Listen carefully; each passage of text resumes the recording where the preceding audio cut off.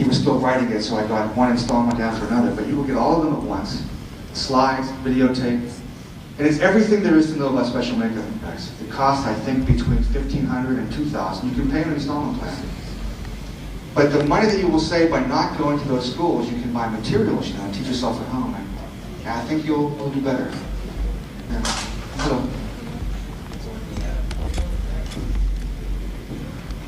the failed effects. There was some plants were supposed to grow out of his hand. He looks in the mirror and stuff grows out of his tongue. We had special sclera lenses made that were green that he couldn't fit into his eye. Basically, see the hand, the tongue. I think that was it, just those two things. A lot of reasons. I don't think I gave it enough time for planning. I think what I planned to do just wasn't feasible, and there wasn't enough time to jump into something else. Because for Creepshow, all 5 stories were done by me and a 17-year-old kid. Okay? That was my crew. Fluffy, all the skeletons and creatures. So, we just ran out of time. And I really wanted to impress Stephen King. I wanted at least the stuff that on him to work, and that's the only stuff that didn't work. Also, I think when the meteor came down and the explosion happened, that could have been something. I wanted a smoke ring to come off. Because the smoke ring, from a cigarette, I could blow into the sky. Couldn't figure out how to do it. We just ran out of time. No, they didn't work. I was pulling with all my to make these planes come out of his hand, and they just wouldn't move. I think I glued them down. I don't know if it was some extra glue or something. It was bad. The tongue, we did make some tongues. We used to wear them around the shop all the time. But the thing about making it grow, just didn't have time to work that out. Now I think maybe I could use his real tongue, make a fake tongue, do something that he would maybe bite on, But back then I couldn't think of how to do it. Yes. Yes. The Tales from the Dark Side that I directed, I think 2 of them are mine. The Inside the Closet one with Lizzie, and the latest one, Family Reunion, with the 11-year-old kid that turns into a werewolf. And the middle one, the third one, the second one I did, I don't know, the story it just didn't work out too well. But you have to, it's like, without bad, you don't have good, so doing something bad teaches you how to do something good. On the correspondence course, somebody said that the ads are in the back of Cinefex magazine, that they still are back there. Although I said that I didn't see them in Fangoria anymore. If not, if you just dial 914 information, 914-555-1222, Dick Smith on Murray Avenue in Larchmont, please don't say that I said to call. I got a letter from him saying, please don't recommend my course anymore. I have no free time, but I still do it. Yes.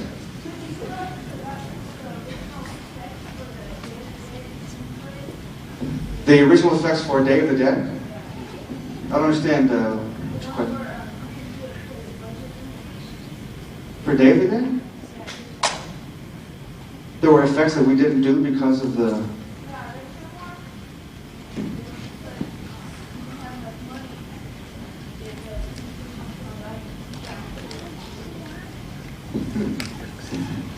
Oh no, Howard.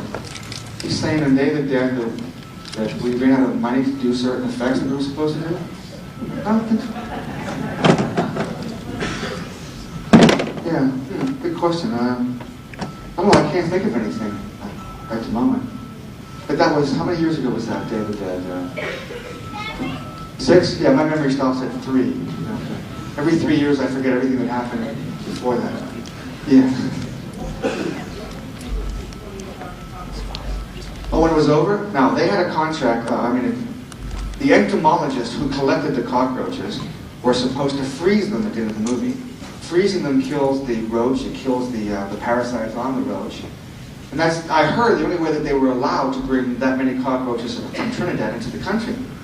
But they left, they dropped a big bomb in the pit where E.G. Marshall was, and days later, there were still roaches moving around and around. They dropped a couple of bombs, like DDT bombs. So the producers brought the entomologists back from New York and insisted that they weren't going to get paid unless they got rid of these roaches.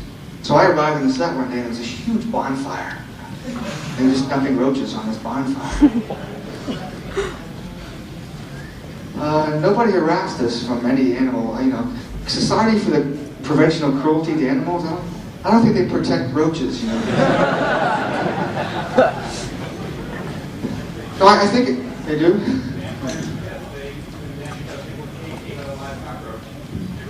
They condemned the film because he ate a cockroach? I think they probably condemned it because it was just too gross for anybody to actually, no, I don't know. But so, no, nobody, no. I don't know. I don't think that they, I think they would have been in more trouble because of not disposing of them properly, yeah. Yes. I'll get you in a second back there. Yeah. Yes. Yeah, makeup work in Vietnam. Well, I had some free time. Yeah. After payday, when you just go into a village somewhere and go nuts for a couple of days, you had lots of free time. You needed it to recuperate. Half the time I was in the jungles, but there were 6 months when I was in the headquarters company. It was while I was in the headquarters camp that I would practice putting beards on people and scars, scaring the crap out of the Vietnam people because they're very superstitious.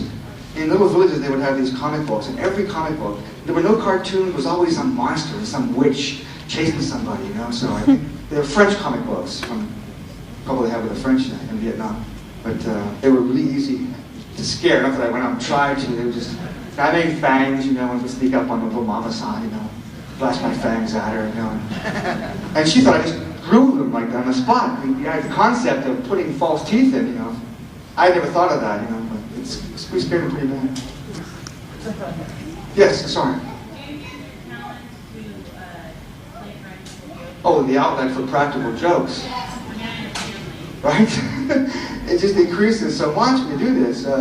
There's a book out called The Westmores in Hollywood, about the Westmore clan. I'm just reading it. I just got it, and I read like the first 20 pages. But he talks about when Errol Flynn was, I forget what film, it might have been Don Juan. He had the Westmores build him a 19-inch penis, okay? And he would sit in his dressing room naked with a towel over his lap and the penis, like, I guess it was blended in with pubic hair or something. But just like hanging over his leg. And he would wait for somebody to come in, like Alan Hale Sr., the guy from Gilligan's Island. His father was always Errol Flynn's sidekick. Well, first the producer walked in, and Flynn was, of course, sitting there smoking a cigarette, probably drinking also with his 19-inch penis. He would pull back the towel. The producer would go, "Oh wow!" He said, "We got to do this to somebody now. Let's wait for somebody else to come in." So Alan Hale came in, and Flynn did the same thing. And as soon as Alan Hale saw it, he said, "Oh, I'll take a pound of that." Myself, as far as myself goes, I love to. I get this urge to scare people every now and then.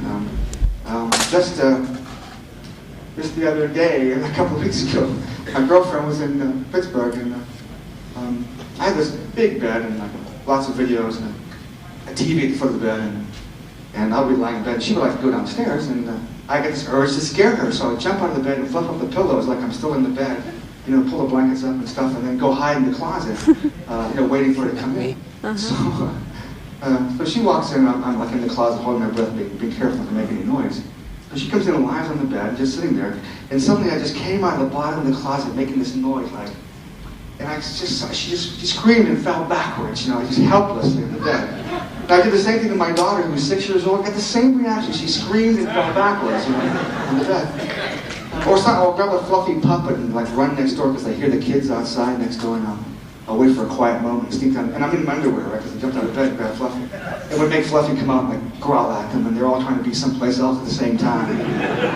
But catching people off guard and scaring them is a big, okay, 1 minute, is a big rush. And by doing this, yes, there's lots of opportunities. When I first moved back to Pittsburgh I was stationed in North Carolina after Vietnam. And I did I did deranged, and I had some fake hands. I gave it to a kid next door, and this is in the wintertime, and he placed it outside in the snow and put ketchup around it, and would just sit in his window and wait for people to go by. I think everybody would love to do stuff like that, and we just have, bigger opportunities. Yeah. When you scared your girlfriend, I'm surprised she hasn't killed you yet. My girlfriend? Kill me? Anybody else? Want to roll those slides again? Huh? Anybody else? Oh, 1 minute. 1 minute. Huh? Oh, yeah, okay. Besides for